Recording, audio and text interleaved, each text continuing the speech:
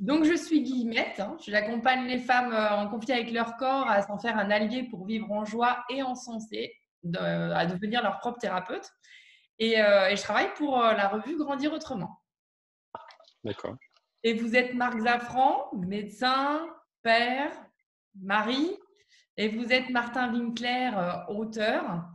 Marc, je ne sais pas comment vous vous appelez, hein. J'avoue avoir envie d'interviewer autant le médecin que l'auteur. Je vous laisse. C'est la même personne. C'est la même personne. Vous m'appelez comme vous voulez.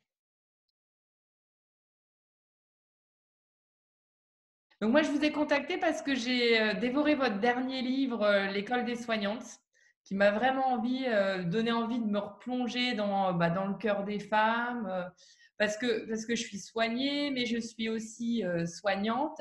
J'ai été invitée à réinterpréter, grâce à vos écrits, ma pratique, à poser les mots différemment sur ce que je faisais. Et c'est vrai que c'est rare d'avoir des livres où on peut à la fois passer un excellent moment et se détendre et en même temps grandir, quoi. Et pour ça, je vous en remercie du fond du cœur. Votre, Ben, je vous en prie. votre travail, il est centré sur la femme. En quoi la santé des femmes présente des différences avec celle des hommes? Quelles sont ses particularités? Ben, enfin, c'est pas que mon travail est centré sur les femmes, c'est que j'étais médecin généraliste et je suis allé bosser dans un centre de planification. Et donc là, j'avais affaire, en tant que médecin généraliste, j'avais affaire à 70% de consultantes, puisque c'est les 70% de femmes dans un cabinet de médecine.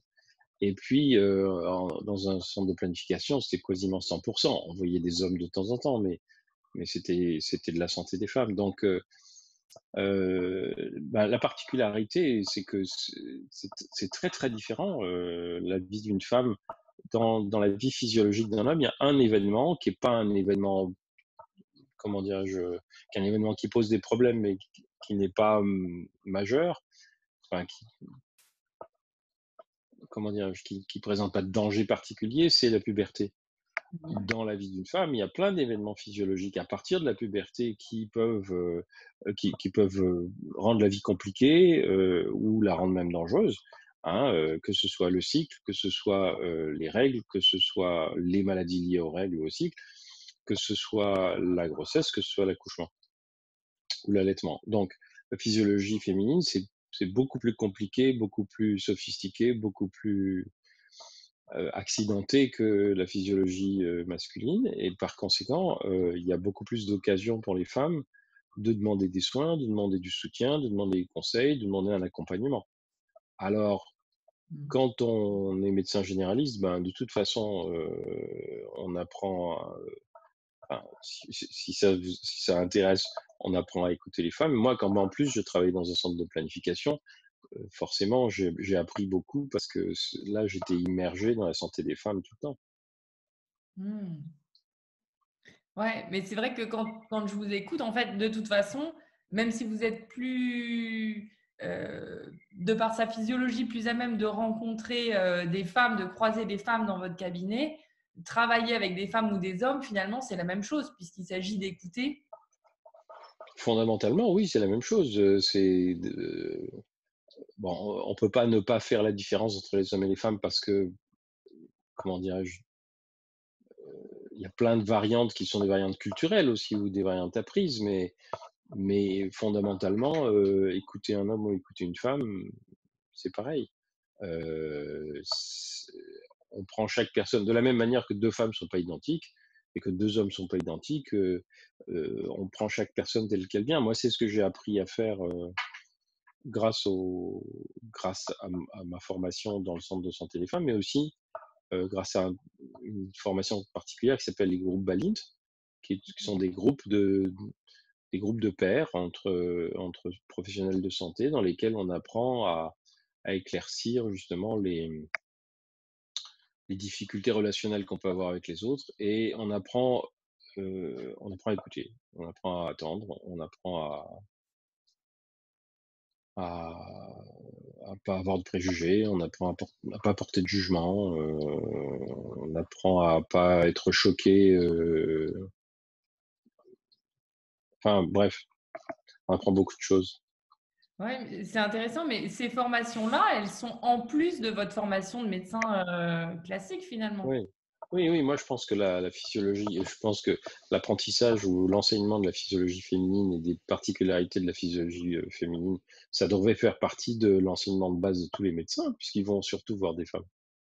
Et deuxièmement, je pense que les groupes Baline devraient être obligatoires. C'est-à-dire qu'apprendre la relation, ça devrait pas être facultatif. Enfin, ces 2 sujets devraient pas être facultatifs. C'est une des choses qui m'ont amené à construire l'école des soignantes comme ça. Quel accueil a eu ce roman parmi les médecins justement parce il remet en question tout le système?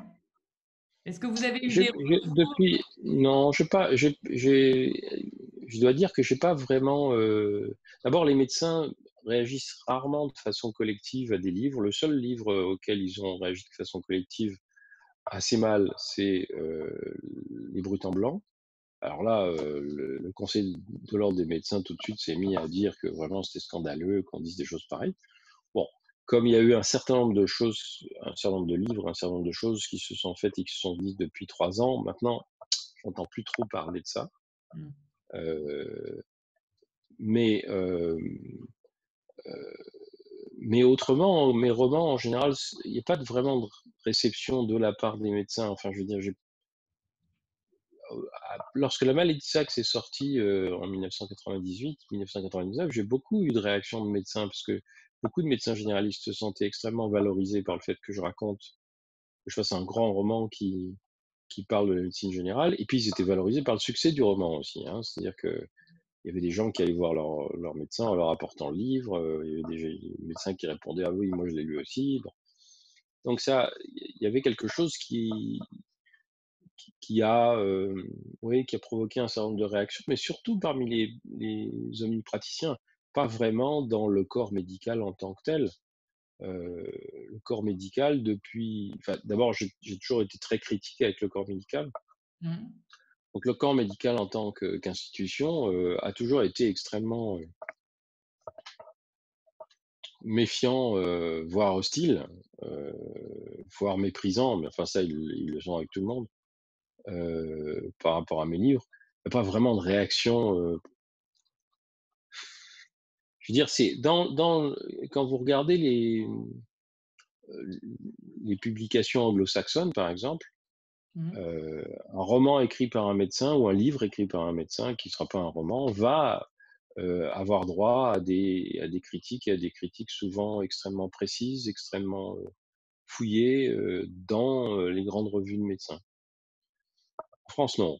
On a l'impression que les médecins français savent pas lire, et ils savent pas lire les textes scientifiques non plus puisque voilà, aujourd'hui, hier, je reçois un message d'une femme qui me dit: «Je suis allée me faire poser un stérilet et le gynécologue m'a dit: «Ah, je peux pas vous poser le stérilet, votre utérus est tout petit». Elle n'a jamais eu d'enfant. Mmh. «Votre utérus est tout petit, je peux pas vous le poser comme ça, il faut que ce soit fait par anesthésie générale». Ah oui, surprise. Et alors elle m'a écrit en me disant: «Bon, j'ai rendez-vous avec l'anesthésiste tel jour, je dois passer, début décembre, pour qu'il me pose le stérilet, qu'est-ce que vous en pensez?» Je dis: «Il est absolument abusif de poser un stérilet par anesthésie générale parce que si c'est pas possible, une anesthésie générale n'y changera rien. Par exemple, il peut y avoir une malformation de l'utérus, c'est rare, mais ça arrive. On peut pas poser de stérilet. Et l'anesthésie générale ne changera rien, ça. Donc c'est complètement abusif de vous imposer une anesthésie générale si l'orifice de votre col est un peu trop fin, et c'est rarement le cas, sauf quand il y a eu des maladies, des interventions, une conisation, etc. On peut faire une anesthésie locale, c'est-à-dire on endort juste le col, puis on passe le stérilet. Donc, je dis, moi, je vous conseille plutôt d'aller voir une sage-femme ou un médecin dans un centre de planification, et je lui donne la liste des centres de planification. C'était hier. Aujourd'hui, elle me dit: «Je suis allée dans un centre de planification et la gynécologue qui était présente m'a posé un stérilet sans anesthésie et ça s'est très bien passé». Dans votre dernier livre sur, «Tu comprendras ta douleur», vous avez, plusieurs fois abordé ce sujet-là de la perception de la douleur par les soignants, de cette, heu, de cette douleur qui est pas entendu finalement de cette parole des soignés qui est pas suffisamment prise en compte? Est-ce que c'est parce que justement vous êtes convaincu de l'importance de prendre en compte les perceptions des personnes qui font appel à vous que vous avez eu envie d'écrire ce livre? Est-ce Non, que c'est parce que la douleur, c'est un symptôme qui, moi, m'a toujours préoccupé en tant que soignant. Mmh. Si et c'est pas spécial au gynécologue, hein, c'est général au médecin. Si un médecin se sent supérieur aux personnes qu'il soigne, il va lui imposer ce qu'il va avoir envie de leur imposer. Quand un médecin se sent pas supérieur, mais se sent au service des personnes qu'il soigne, bah, il va se démener pour faire en sorte que les femmes, et en l'occurrence les femmes, enfin toutes les personnes qui soignent, dérouillent le moins en moins, le moins possible. Vous notez qu'en lui en imposant une anesthésie générale, il lui faisait courir un risque, parce que l'anesthésie générale, c'est pas sans risque. Donc non seulement il escroquait la sécu avec des gestes qui n'étaient pas justifiés, mais en plus, il lui faisait courir des risques. Donc c'est qu'est-ce qui se passe dans la tête de ces gens-là? Je ne sais pas. Je ne peux pas le dire, je ne le comprends pas. Je ne comprends pas. Et dans tous les cas, que ce soit par incompétence ou par malveillance, c'est criminel. C'est inacceptable et il n'y a pas de bonne raison de pratiquer comme ça. Alors évidemment, ça rend les choses très compliquées avec, mes confrères, parce que moi, quand je trouve que quelque chose n'est pas normal, et pendant longtemps je l'ai dit sans toujours avoir d'arguments, comment dirais-je? Éthiques. Maintenant, j'ai une maîtrise de bioéthique des programmes de bioéthique de l'université de Montréal. Là, je peux dire pourquoi c'est pas éthique. Je peux l'expliquer en termes simples. Je connais des femmes qui préféraient certaines choses à d'autres. Je savais, il y avait des femmes qui ne voulaient pas certaines choses, et ça, ça aide vraiment bien de savoir ce que les femmes ne veulent pas. Mmh. Des fois, quand elles ne savent pas ce qu'elles veulent, on leur dit: «Bon, mais qu'est-ce que vous voulez pas?» Déjà, on élimine plein de trucs. Si une femme vous dit: «Je veux pas prendre d'hormones», ça simplifie beaucoup les choses, vous comprenez? Pour la contraception. Heu, ou si une femme dit: «J'ai des règles extrêmement douloureuses, je veux plus avoir, des règles douloureuses», ou «Je veux plus avoir de règles», ça simplifie aussi les choses. Donc, le ce qui est important, c'est de se mettre non seulement à l'écoute, mais de faire définir par la personne ses besoins, Mmh. ou ses interdits, ou ses voilà, ou ses peurs, et cetera. Puis à ce moment-là, on lui propose des choses qui vont correspondre à ça. Mais si on s'amène, avec ses gros sabots en disant: «C'est ça qu'il vous faut, je sais ce que je dis, c'est moi le médecin», c'est une connerie. C'est pas seulement antiprofessionnel, c'est une connerie. Parce que on ne peut pas savoir de quoi quelqu'un d'autre a besoin. Mmh mh. En particulier dans le domaine de la santé, et en particulier dans le domaine de la santé des femmes, quand on est un homme, par exemple. Donc quelles sont les bases que tout soignant devrait avoir en tête quand ils accompagnent des femmes ou des soignés? Il y a Ah, c'est autonomie de la personne, c'est-à-dire que c'est à la personne de prendre ses décisions elle-même. mmh, Ce qui sous-entend consentement éclairé. Consentement éclairé, ça veut dire quoi? Ça veut dire vous lui donnez toutes les informations et c'est elle qui accepte ou qui n'accepte pas les propositions que vous lui faites. Dans le cas de la contraception, c'est simple. Moi, je mettais toutes les méthodes de contraception sur la table. Je demandais aux femmes: «Qu'est-ce que vous savez? Quelles sont les questions que vous avez posées? Quelles sont les choses dont vous avez peur? Qu'est-ce que vous avez envie? De quoi vous n'avez pas envie?» mmh Et puis on finissait toujours par trouver quelque chose, soit à quoi elles n'avaient pas pensé, soit par rectifier une crainte, qui n'était pas fondée, soit par leur dire: «Ben voilà, vous avez 3 choix, si vous voulez, je vous prescris les 3 sur l'ordonnance, vous réfléchissez». C'est ce que je faisais avec les femmes enceintes qui voulaient avoir une contraception pour après leur accouchement. Je leur disais: «Voilà, je vous marque, pilule, implant, stérilet».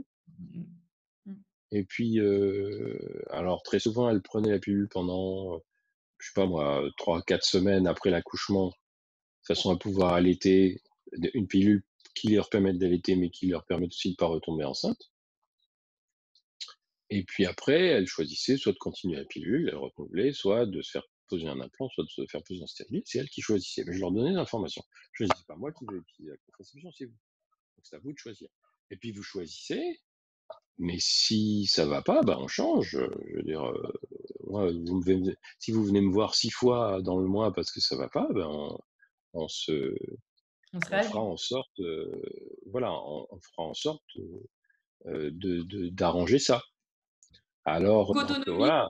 consentement éclairé, Alors, vous un voulez là? consentement éclairé, confidentialité, ça veut dire qu'évidemment tout ce qu'une femme dit, reste entre nous Mmh. et voilà, au centre de planification, si un homme appelait en disant: «Ma femme est ici aujourd'hui, pouvez-vous me la passer?» On disait: «Non monsieur, on ne passe personne au téléphone à des gens qu'on ne connaît pas et pour ce qu'on en sait, on ne sait pas si votre femme est là, même si elle était là». Mmh mh. Mais on pouvait aller voir la femme après en lui disant: «Il y a un homme qui a appelé en disant que c'est votre mari. Est-ce que vous pensez que votre mari est susceptible d'appeler?» Et là, elle nous disait, oui ou non. Mmh. Bon, alors voilà, donc sa confidentialité. Après, il y a, heu, bienfaisance, c'est-à-dire il faut faire du bien aux gens. Non-malfaisance, d'abord ne pas nuire, hein, D'accord. voilà le médecin dont on parlait tout à l'heure, ça, il était malfaisant, hein, bon et Mmh. il ne respectait pas l'autonomie de sa patiente, et il était malfaisant. Et puis justice. Justice, c'est essayer de soigner tout le monde de manière équitable, en dépensant pas plus qu'il ne faut pour certaines personnes, alors que d'autres en ont besoin. Donc par exemple, imposer un frottis, ou imposer une consultation tous les 4 mois, à des jeunes femmes qui prennent la pilule et les faire revenir tous les 4 mois pour leur prescrire comme ça se fait encore des fois, ou leur imposer un frottis tous les ans, c'est non seulement malfaisant, c'est non seulement, contraire à l'autonomie, mais en plus, c'est, comment dire? C'est pas juste parce que, ça n'est pas de la bonne médecine et en plus, en faisant venir de façon répétée des femmes qui en ont pas besoin, on empêche celles qui en ont besoin de venir, et cetera. Donc voilà, hein, c'est autonomie, bienfaisance, non-malfaisance, justice. Si déjà on essaye de respecter ça, après, il y a des cas particuliers qui sont plus épineux, mais et tout le monde en a. Mais justement, ce qui est intéressant dans la contraception, c'est que comme les femmes sont pas malades, on n'a pas de raison de les penser particulièrement, vulnérables ou altérées par la maladie pour prendre des décisions. Mmh. En fait, on doit partir du principe que toute personne qui vous demande des soins est capable de prendre des décisions, même si elle est très malade. Et en particulier, qu'elle peut prendre des décisions avec lesquelles vous ne seriez pas, vous, d'accord. Par exemple, je me souviens d'une patiente qui m'amène sa mère qui avait un cancer du sein, mais cette femme avait 75 ans. Son cancer du sein, il n'était pas très avancé, il était localisé, elle n'avait pas de complications ailleurs Elle et elle souffre ne pas? voulait pas hein? Elle Elle ne en souffrait souffrait pas? pas, ouais, elle en souffrait pas, esthétiquement, elle en souffrait parce que ça déformait son sein quand même, Mmh. mais elle avait pas mal nulle part et cetera et elle voulait, elle disait: «Moi, à 75 ans, je veux pas qu'on me touche». Mmh. Elle s'était fâchée avec son médecin précédent, qui lui voulait absolument la faire opérer. Moi, je lui dis: «Madame, si vous voulez pas vous faire opérer, on ne faut pas opérer. On va s'assurer que, il y a rien qui pose problème. Mmh. C'est-à-dire, quand même vous faire une radio de poumon peut-être, s'assurer qu'il y a pas, quelque chose qui nécessite du soin. Mais de toute façon, c'est si vous êtes d'accord, si vous n'êtes pas d'accord, on fait rien et de toute manière, moi je suis là, pour vous, si un jour il y a un problème, vous venez me voir, c'est absolument votre droit». Bon, donc être au service des personnes malades, c'est être au service des personnes malades. C'est pas, décider à leur place de la conduite qu'elles doivent tenir, devant leur maladie. Parce que chaque personne pour 100 personnes qui ont un cancer du sein, on aura 100 itinéraires différents, on aura 100 problématiques différentes, donc eh ben, il faut, ça doit être du sur mesure. C'est pas du prêt-à-porter, c'est du sur mesure et le professionnel de santé, il est pas là pour juger des décisions. Il est là pour donner son avis, il est là pour dire: «Bon, Mon opinion, c'est que c'est peut-être un peu moins bien de faire ci ou de faire ça, Mmh. heu, mais, heu, si vous faites quelque chose qui est du côté de la chose que moi j'aurais pas prise, c'est votre droit et de toute façon je vous accompagnerai. Ça demande d'avoir une grande humilité et ça demande aussi de ne pas penser que les gens prennent des décisions pour vous faire plaisir ou ou que plutôt que les décisions, qu'ils prennent, ils les prennent pour satisfaire notre ego. Est-ce que dans la culture, en tout cas française, ils prennent pas ils se ne se relient pas à la question du médecin, à la décision du médecin, parce qu'on leur a appris que c'était lui l'expert et que c'était le seul à Voilà. savoir ce qui était bon pour vous et que, Oui, votre oui, c'est ça, accompagnement. c'est ça, c'est la culture française, c'est une culture de la soumission à l'autorité, c'est Ouais. une culture de la soumission à l'expertise ou au statut surtout, en fait. Bah oui. Soumission au statut. Les personnes qui ont un statut, on se soumet. Mmh. Donc forcément, les médecins ayant un statut, ben, voilà, on se soumet à ce qu'elles disent et à ce qu'ils disent et c'est très effectivement, c'est très problématique. On va chez le médecin, on va chercher un diagnostic, on va chercher une expertise sur, le fonctionnement de notre corps et sur la manière dont notre corps réagit.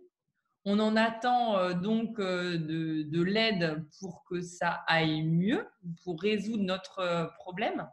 Est-ce que vous Oui, considérez que, le médecin, il a un peu un rôle finalement de technicien en disant: «Voilà ce qu'on peut faire, toc, toc, toc, voilà actuellement la médecine elle en est là et voilà ce qu'elle peut vous proposer pour que vous vous sentiez mieux».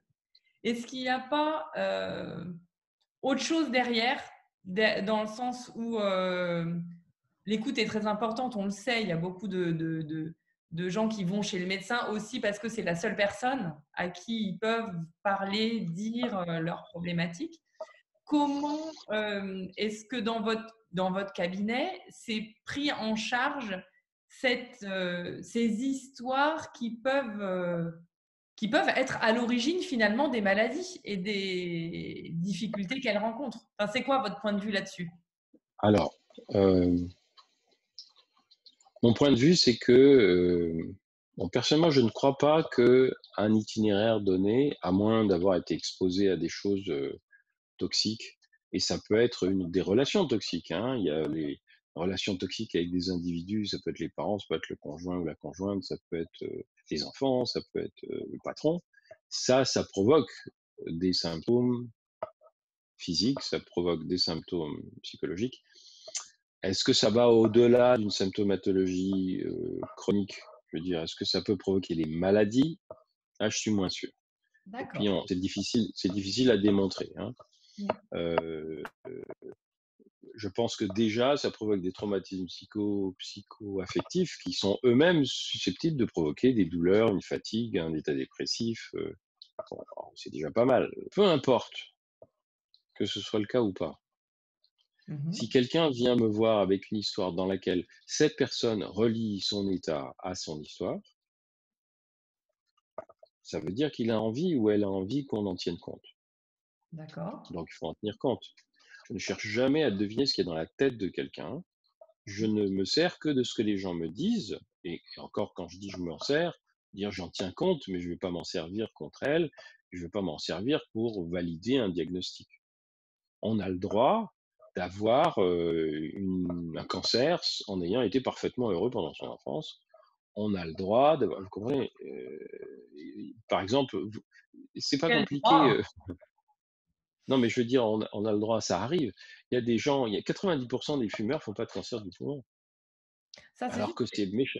Il y a la cause, mais c'est ce que vous disiez tout à l'heure en disant, à chaque fois, c'est du sur-mesure. Je suis assez d'accord avec vous sur le fait qu'il y a pas un dictionnaire des maladies qui dit, que, tel symptôme, ça veut dire que vous avez vécu ça et cetera. Là-dessus, je suis Mais complètement non, d'accord avec vous. Par contre, il y a une, réflexion, en tout cas à mon sens et je me rends bien compte que ça marche, en tout cas dans l'accompagnement de mes clientes, il y a une réflexion en disant: «Votre corps, il s'exprime pas par hasard. On n'est jamais malade par hasard». Oui, mais peut-être, mais c'est pas quelque chose que je dis. D'accord. Pourquoi? Parce que j'en sais rien, Dans l'état j'en sais actuel rien. des choses, on ne sait pas. D'accord. Dans l'état actuel des choses, je considère qu'on n'en sait rien et que de toute façon, regardez, vous voyez quelqu'un qui arrive à 35 ou à 40 ans ou à 50 avec une maladie, comment pourrions-nous affirmer que ce sont les 2 ou 3 événements qu'ils citent ou qu'ils ne citent pas, qui sont responsables de cette maladie, alors que ça fait déjà 50 ans qu'ils sont et puis on sait que les déterminants des maladies, c'est la génétique, l'environnement, l'alimentation, les relations avec le reste du monde. Je veux dire, pour ce que j'en sais, si quelqu'un est malade à cause de son histoire, c'est multifactoriel. Mmh. Comment est-ce que je pourrais dire c'est ça ou c'est pas ça, hein? Parce que ce serait pas de la bonne science. La Mais hiérarchie. en l'occurrence, oui, mais vous comprenez, qui peut nous dire que, par exemple, quelqu'un n'a pas un cancer parce qu'il a ou une leucémie parce qu'il a été exposé brièvement, mais de façon intense, à des émanations de benzène, en prenant ses vacances sur une plage, où d'ailleurs personne d'autre n'a été malade. Bon, donc ce que je veux dire, c'est que personnellement, je me refuse à chercher, à aller creuser dans le passé des gens pour chercher une explication hypothétique à leur maladie. Parce que de toute façon, qu'est-ce que ça va changer? Mmh. Pour moi, rien. Pour eux, si je leur donne une explication que j'ai inventée moi, ou que j'ai découverte moi, ou que j'ai imaginée moi, je risque de les induire en erreur.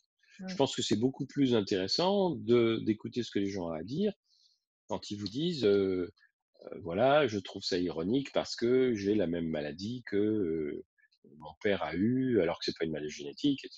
D'accord. Et c'est-à-dire que c'est les personnes qui donnent du sens, positif ou négatif, à ce qu'ils vivent. Mmh. Mais est-ce que en soi, ça modifie la manière de prendre en charge la maladie? Je ne pense pas. Je pense que ce que ça change, c'est qu'on va prendre en charge la maladie avec cette personne dans cette Dans sa globalité. oui, dans sa globalité, mais je veux dire Ouais. dans ce regard, dans cette perception qu'elle a de sa maladie et qui sera la sienne. Mais c'est tout, c'est elle qui va nous guider. Parce que c'est souvent le cas, s'ils disent, «C'est de ma faute», Mmh. je leur dis: «Je pense que non, parce que, la vie c'est risqué, vous pouvez pas contrôler tout ce que vous faites Et et tout tout ça. ce que Mmh. vous avez fait, et encore une fois, 90 des fumeurs n'ont pas de cancer du poumon, et le tabac est addictif à cause de ce qu'on met dans les cigarettes, donc pour moi, c'est pas de votre faute, c'est plutôt de la faute des gens qui ont fabriqué des produits addictifs et qui vont les en fait prendre. Regardez ce qui se passe avec, aux États-Unis avec les fabricants de vaporettes, qui, ont dit: «Non, non, on ne vise pas, comme public, les jeunes gens», mais en fait, c'est pour ça c'est les jeunes gens qui ne fumaient pas qui visaient avec les vaporettes, c'est pas les jeunes gens qui fumaient, Mmh. hein. Le marketing était fait en direction des jeunes gens qui ne fumaient pas et ils les ont rendus, dépendants alors qu'ils ne l'étaient pas au tabac. Donc la question en particulier de la faute, moi je suis toujours extrêmement clair sur le fait que, bon, on peut être malade, pour des raisons qui sont absolument indépendantes de notre volonté, notre génétique, notre environnement, tout ce que vous voulez, mais c'est pas parce qu'on a mal fait, c'est pas une punition. Mmh. Je suis d'accord avec vous et je suis d'accord aussi, sur ce que vous dites sur, le fait que la recherche de la cause de la maladie, de se prendre la tête là-dessus, c'est pas forcément aidant pour, la suite de l'aventure, pour la guérison et pour la prise en charge de la maladie. Par contre, est-ce que c'est pas intéressant d'entendre la maladie comme, un appel, une alerte à changer quelque chose dans votre quotidien, dans votre vie aujourd'hui? La Bah, ça, je crois que ça dépend des gens. Il y a des gens qui le voient comme ça, il y a des gens qui le voient comme une fatalité, injuste. Qui au contraire voudrait que ça continue comme c'était avant. Moi, je pense que justement, en ce qui me concerne, je mmh, me refuse à faire ce genre d'interprétation Heu, je peux toujours écouter les interprétations que les gens font elles-mêmes de leur vie. Mais vous comprenez, c'est un peu comme, je vais vous prendre un exemple qui est un exemple de santé, mais qui est pas un exemple de maladie, c'est la femme qui est brutalisée par son conjoint. Mmh. Alors il y a beaucoup de femmes qui disent, «Ça doit être de ma faute, parce qu'en fait, il est gentil et puis il regrette et puis bon, donc je dois faire» puis c'est quand je l'énerve, c'est-à-dire elles se culpabilisent. Et alors après, des fois, quand elles sont sorties de la situation, elles disent: «Oui, mais je me mets toujours dans des situations comme ça». Peut-être pas, parce que l'autre personne, bah, les abuseurs, ils savent qui c'est facile d'abuser, hein. C'est pas parce que les gens cherchent les abus, c'est parce qu'il y a des abuseurs qui cherchent des victimes et ils les trouvent parce qu'ils savent les repérer. Donc, vous voyez, heu, pour moi, c'est la même chose. C'est-à-dire que c'est c'est extrêmement difficile et à mon avis, c'est extrêmement périlleux de commencer à chercher dans l'histoire d'une personne les causes de la situation dans laquelle elle se trouve, parce que ça leur fait porter une culpabilité extraordinaire. Ça leur donne le sentiment que si elles n'arrivent pas à changer les choses, ben, elles vont mourir et c'est de leur faute. Alors que je pense que c'est contre-productif. Je pense que c'est beaucoup plus intéressant de leur dire, bon, il y a peut-être des causes, mais de toute façon, vous comprenez, votre maison s'est lézardée parce qu'il y a eu un tremblement de terre. Bah, le tremblement de terre, vous l'avez pas prévu, donc bah, on va essayer de réparer la maison. Là, c'est la même chose, on travaille avec ce qu'on a aujourd'hui, pas avec Comment on va les agir? hypothèses. Comment on va agir pour prendre soin, du mur, lézardé aujourd'hui? Voilà, mais Parce à que ce moment-là, il faut le faire avec les éléments que les gens nous donnent, pas avec des éléments qu'on pense nous, mmh, appropriés.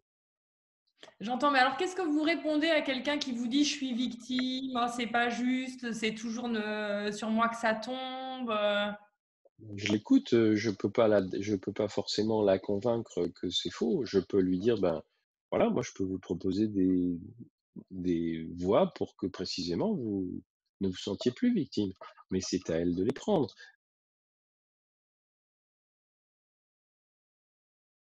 Déjà, quelqu'un qui dit: «Je suis une victime», moi je lui demanderais de me dire ce qu'elle veut dire par là. Mmh.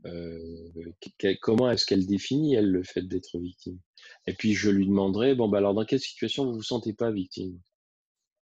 Et parce que c'est elle aussi qui va savoir et à ce moment-là, heu, elle peut avoir trouver des ressources, qui sont, je sais pas, un copain qui me dit: «Je suis seul, je me sens seul». Je dis: «OK, quand est-ce que tu te sens seul? Pourquoi?» «Bah, parce que je fais rien, je reste chez moi, je travaille à la maison». Je lui dis: «Bah, alors, quand est-ce que tu te sens pas seul?» Il dit: «Bah, quand je vais, je sais pas moi, je me souviens il y a quelques années, j'ai fait du chant dans une chorale, là, je me sentais pas seul». Je dis: «Bah, alors qu'est-ce qui t'empêche de retourner?»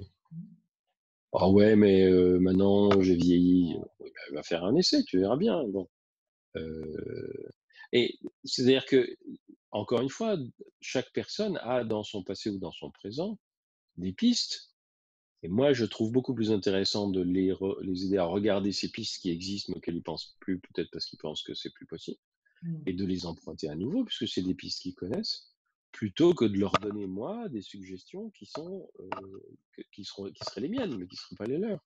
C'est sûr, c'est sûr. Elles ont toutes, les êtres humains aussi en général, hein, ils ont toutes leurs propres solutions, pour, vivre en joie et en santé qui leur En sont, tout cas, pour vivre moins mal, en tout cas pour vivre moins mal, tu vois, en santé, ça c'est autre chose, mais i tout le monde a des pistes.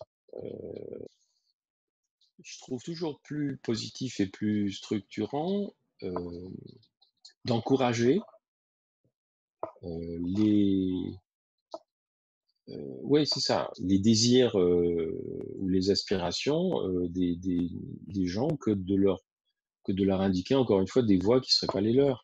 Je vous donne un exemple, pendant très longtemps quand j'étais, jeune médecin, j'écrivais depuis que j'étais adolescent. Je suggérais aux gens d'écrire leur histoire.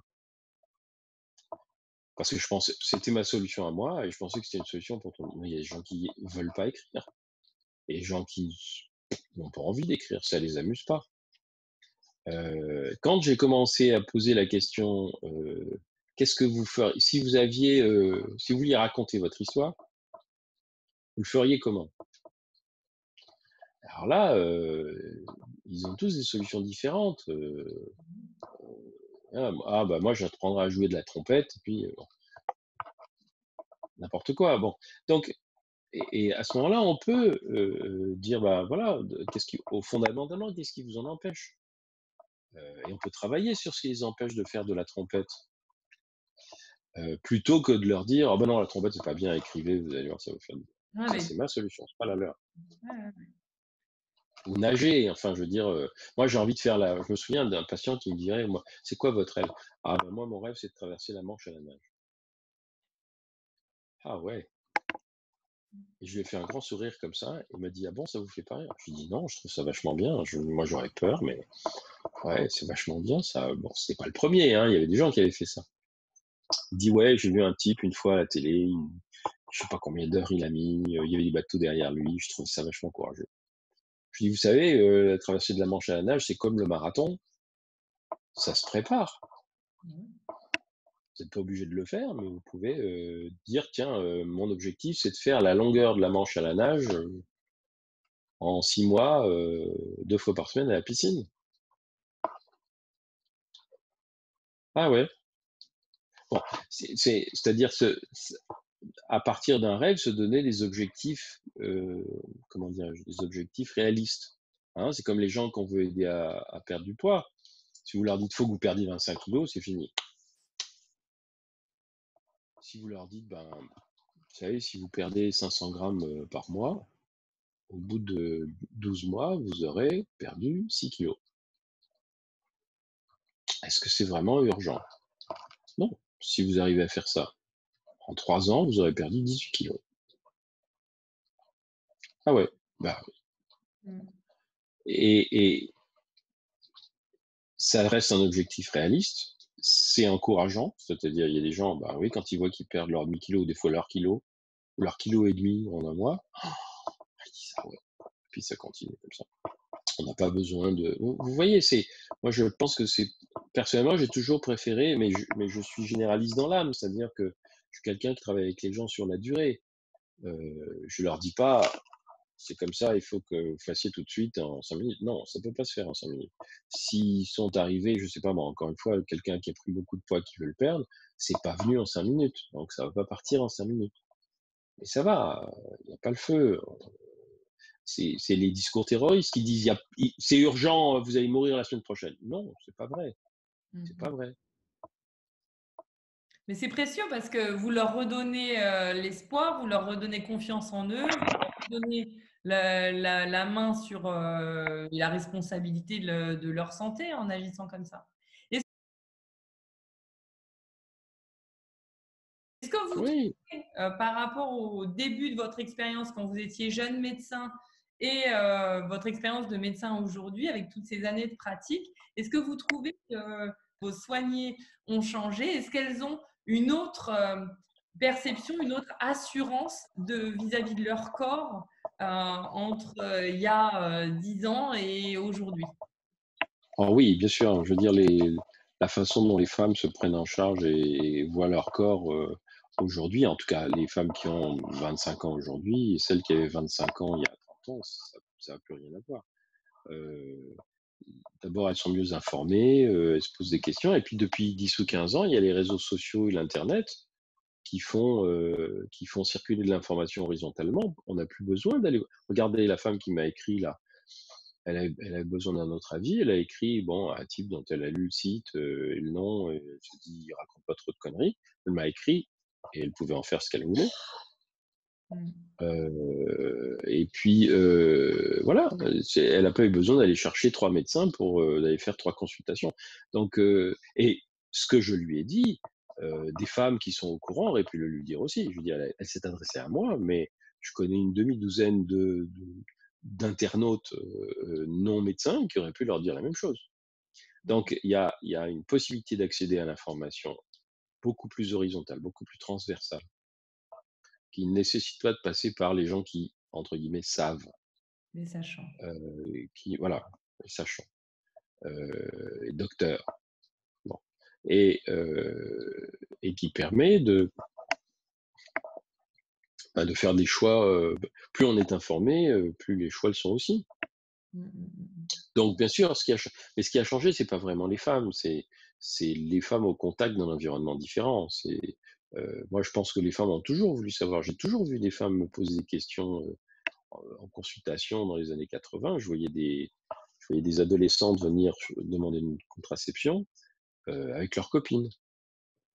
Alors elles étaient 2 et puis donc il y en avait une qui posait des questions, puis l'autre, en fait, elle notait, quoi. Elles avaient pas le téléphone, cellulaire encore, mais elles auraient enregistré probablement. Et elle notait. Et je savais très bien qu'en fait, quand je répondais aux questions de l'une, je répondais aux questions des 2. Et si elle avait été toute seule, elle serait allée le raconter à ses copines en disant: «Ah, tu sais, je peux prendre la pilule en continu, j'aurai pas de règles, je vais être tranquille, je vais faire des économies» et cetera. «Ah bon? Bah oui, il m'a dit que c'était pas dangereux, que je pouvais le faire», Mmh mh. donc elle se passait l'information. Les le coup de la pilule en continu, c'est une hôtesse de l'air Qui l'a qui me l'a testé? dit. Ah oui? Bah, toutes les hôtesses de l'air faisaient ça. Toutes les hôtesses de l'air faisaient ça. Elles voulaient pas avoir leurs règles. On a quelque chose comme les réseaux sociaux, sur lesquels un certain nombre de médecins bienveillants, de soignantes bienveillantes interviennent. Ça renforce, le partage. Mmh. Quand les informations circulent, ça renforce le partage. Je me souviens de femmes qui voilà, je vais signer, dans une librairie, il y a toujours une femme qui vient me voir en me disant, «Moi, j'ai eu mon stérilet parce que j'ai lu sur votre site que je pouvais me faire poser un stérilet alors que j'avais pas d'enfant».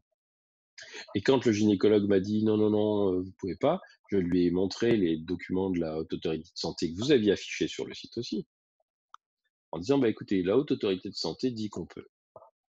Donc donc ça change tout, c'est-à-dire qu'on n'est plus face à quelqu'un qui vous assène son savoir, son autorité. Vous êtes, comment dirais-je? Une usagère, une citoyenne qui a des informations et qui dit: «Monsieur, excusez-moi ou madame, excusez-moi, mais les informations qui circulent, et qui sont validées par la communauté scientifique disent le contraire de ce que vous dites. Mmh. Donc ou bien vous êtes pas tout à fait à jour, bon, ça peut s'excuser à la rigueur, ou bien vous êtes obtuse et à ce moment-là, comptez plus sur moi, c'est pour vous voir parce que ça va pas, quoi». Oui, mais enfin, en même temps, il y a de tout sur les réseaux sociaux et même un document validé par la haute autorité ou qu'importe l'instance. Je vois notamment, par rapport à l'autorisation, de mise sur le marché de certains médicaments ou alors par rapport les consignes par rapport à l'alimentation, qui, permettrait de bien s'alimenter. Mmh. Distinguer, sous prétexte de coup de tampon officiel, ce qui est effectivement bon pour soi ou pas, c'est quand même vachement compliqué. Ça dépend du niveau d'information que vous recherchez. C'est-à-dire que plus l'information, est vague, bah, comment bien s'alimenter, c'est vague.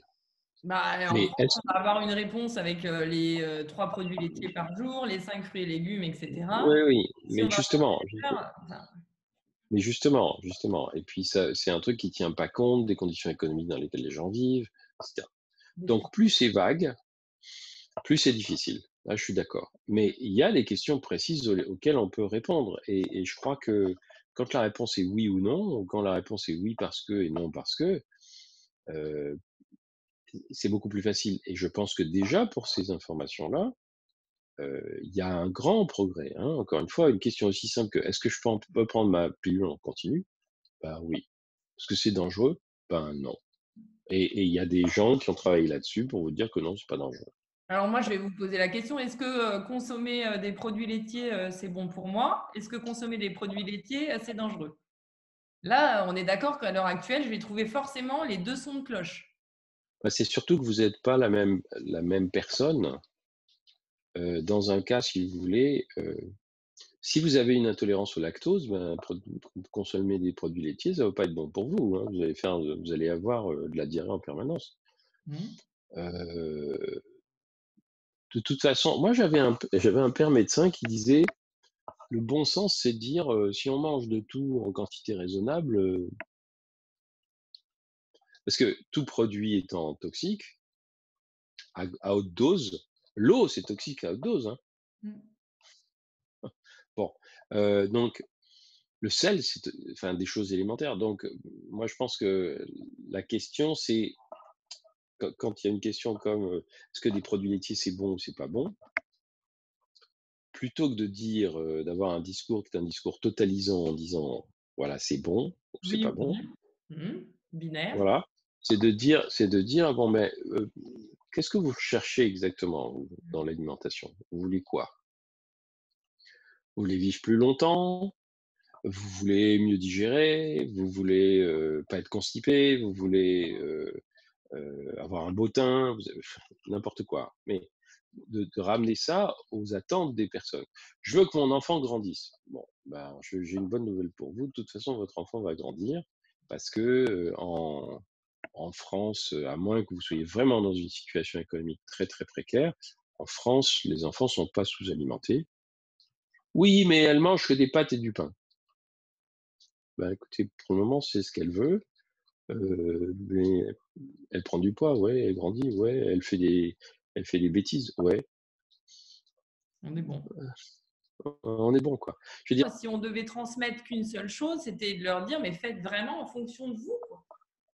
Faites en fonction oui, mais des». pas seulement. Je crois que la mise en commun des informations, heu, elle est bonne en soi parce que les gens souffrent de ne pas avoir accès à des informations. Après, leur choix, leur, consentement éclairé, il consiste à faire le tri et à faire le tri aussi en fonction de leur représentation et on ne peut pas les empêcher de faire le tri en fonction de leur représentation et non seulement on peut pas, mais en plus, ce serait pas éthique de leur dire: «Vos représentations sont mauvaises».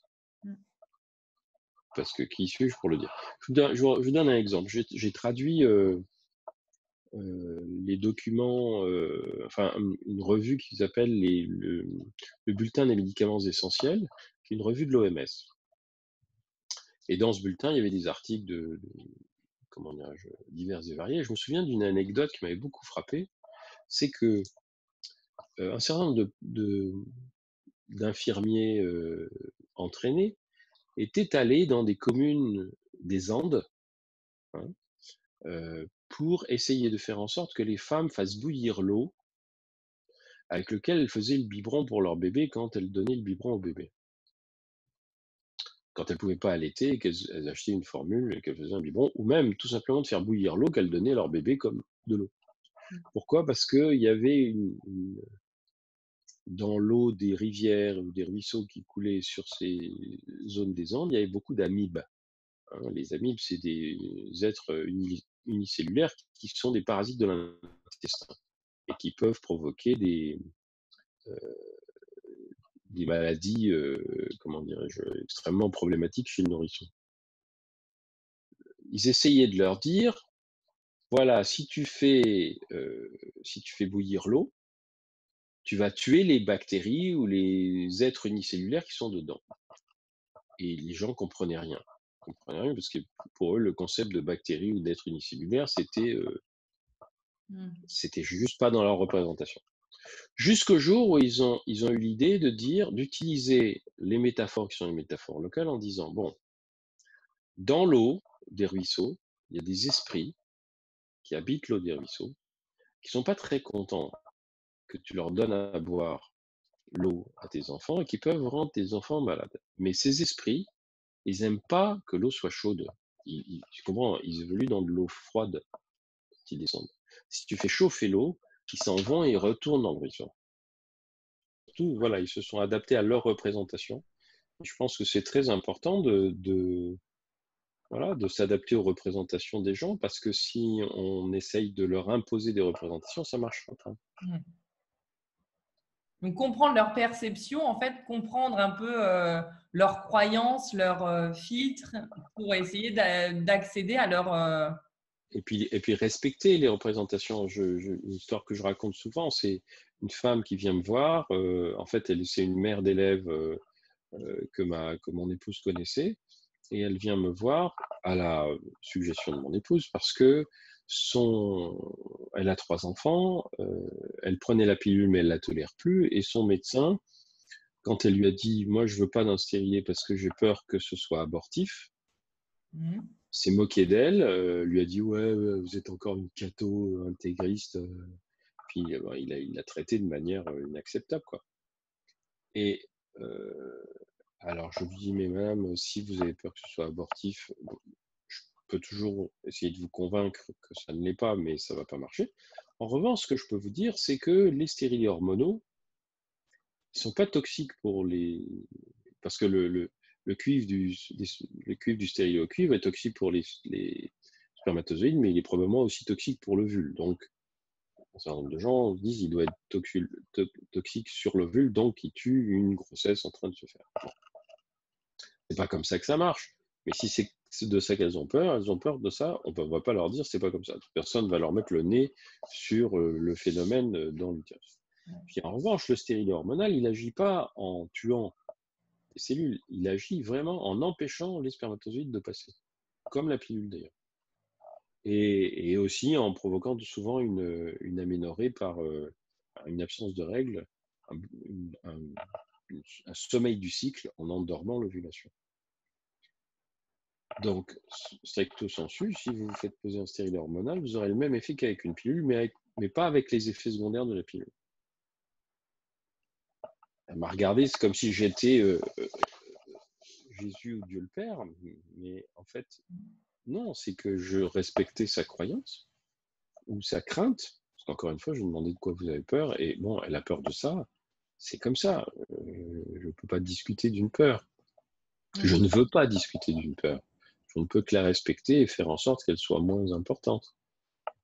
Donc voilà, c'est pas seulement voilà, on travaille beaucoup mieux quand on accepte les croyances des autres. Il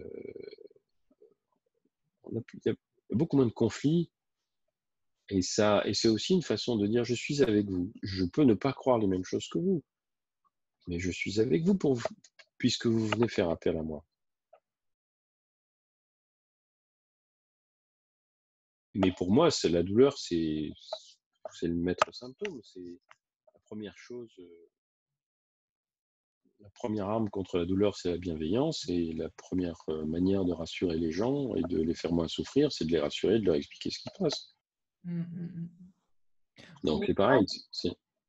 Pour autant, par rapport à la douleur des femmes, on a souvent grandi, et pour la douleur des hommes aussi, hein, puisque les hommes n'ont pas mal, hein, Non, bien sûr, les hommes n'ont pas mal, on est d'accord avec jamais, jamais, ils n'ont jamais, ça. jamais mal. Et on va dire que les femmes, elles, de toute façon, elles sont chochottes. Elles ont hyper facilement mal, donc il ne faut pas trop Voilà, qu'elles.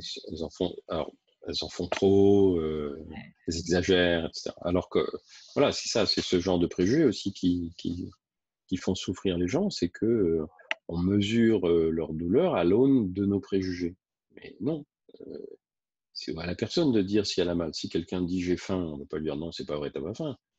On dit ça aux enfants, non, c'est pas vrai, t'as pas faim. Mais si, ils ont faim. Et puis on n'est pas dans leur corps pour vérifier si c'est vrai ou pas. Ça n'est qu'une perception. Si je dis j'ai du chagrin, personne ne peut me dire non, c'est pas vrai. Mm. Et donc si je dis j'ai mal, ben, personne ne peut nier non, c'est pas vrai. Par conséquent, on devrait. Mais alors après, il y a toute la culture, il y a tout le catholicisme avec son rapport particulier avec la douleur, son rapport sadomasochiste avec la douleur, C'est qui l'explication. est voilà, ça fait 2000 ans que ça dure, en particulier en France. Donc c'est problématique, quoi. Le livre est en 3 parties. Premièrement, comment ça marche? C'est quoi la douleur? À quoi ça sert? Mm. Et quand est-ce que ça marche pas bien? Parce que ça marche pas bien aussi. Les douleurs du haut en bas, c'est-à-dire on a fait une sorte d'inventaire des douleurs. On n'a pas décrit toutes les douleurs, mais on a décrit les douleurs dans les situations les plus variées, les plus fréquentes, mais aussi les plus pénibles. Et puis, troisième partie, c'est les traitements.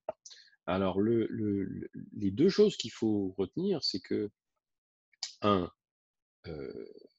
aucune douleur n'est méprisable. Sont toutes Toutes légitimes. les douleurs, elles sont toutes légitimes, elles doivent toutes être respectées. Mhm. Et que deuxièmement, comme il y a des mécanismes de la douleur qui sont différents, si on n'identifie pas le mécanisme, on ne peut pas soulager. Et souvent, les gens qui ne sont pas soulagés, c'est parce qu'on n'a pas identifié le mécanisme.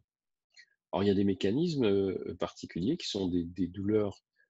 La douleur de quand vous vous cognez le pied, quand vous vous coupez le doigt, c'est ce qu'on Voilà. appelle la douleur nociceptive, c'est la douleur signal. Hein. Il se passe quelque chose, j'enlève mon doigt de la plaque chauffante pour pas me brûler.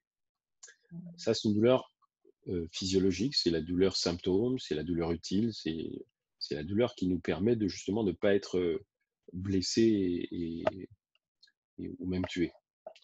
Et puis alors, il y a un autre type de douleur qui s'appelle la douleur neuropathique. Et la douleur neuropathique, c'est une douleur inutile qui en fait est liée à un mauvais fonctionnement du système nerveux. Et ce mauvais fonctionnement du système nerveux peut lui-même être consécutif longtemps après à une blessure antérieure. En fait, maintenant je le figure comme ça, c'est vous avez un capteur de fumée dans votre maison. Quand il y a de la fumée, votre capteur siffle, c'est normal, et vous éteignez le feu. Mais des fois, votre capteur, il se met à siffler tout seul. Ça veut dire qu'il fonctionne mal. C'est lui qui fonctionne mal. Mais vous entendez le sifflement pareil, ça vous casse les oreilles pareil. Ben, la douleur, c'est la même chose. C'est le sifflement qui correspond à un mauvais fonctionnement du système d'alarme, qui donc fait très mal, mais qui ne se soigne pas, parce que dans le cas le plus simple de votre capteur, ben, c'est la pile la pile est naze. Donc il peut plus, alors il fait un bip pour vous dire ma pile est naze. On lui change la pile. Dans l'autre cas, s'il y a le feu dans le four, il faut aller éteindre le feu dans le four. C'est pas la même solution. Et donc, c'est très important de connaître le mécanisme. Si vous n'identifiez pas le mécanisme, vous ne pouvez pas identifier le traitement approprié. Et beaucoup de gens ne sont pas soulagés pour ça.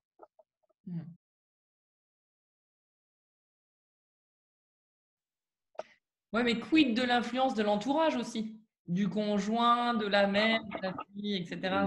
L'influence de l'entourage, c'est là vous rendez les choses un peu plus compliquées, mais l'influence de l'entourage, moi, par définition, quand j'avais affaire à des mères avec des enfants, je savais que, la mère ne serait pas rassurée si je faisais mal à son enfant, que 2, il fallait que je tienne compte des peurs ou des inquiétudes, des angoisses ou des questions de la mère, et que 3, dès que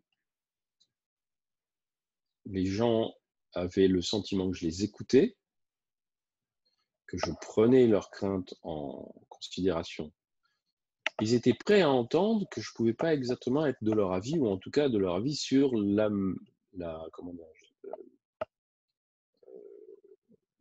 Sur la procédure à suivre ou sur voilà, sur la procédure à suivre.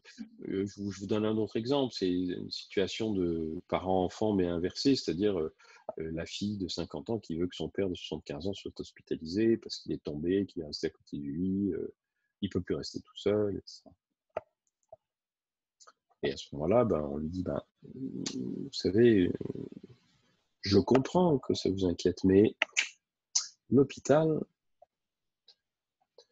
il se passe des tas de choses qui sont parfois pas très bonnes pour les personnes âgées si on trouvait une solution. Ça, c'était une époque où on allait encore facilement à l'hôpital. C'est plus tout à fait le cas. Enfin, donc, on peut toujours négocier à condition d'entendre, de pas mépriser, de pas dénigrer parce que la peur d'un membre de la famille par rapport à une personne malade, elle est respectable. Il faut soigner cette personne-là aussi. Il faut rassurer cette personne-là. Des fois, c'est cette personne-là qu'il faut rassurer. C'est pas la personne malade. Pas la personne malade qui, elle, ça va bien, quoi. Donc,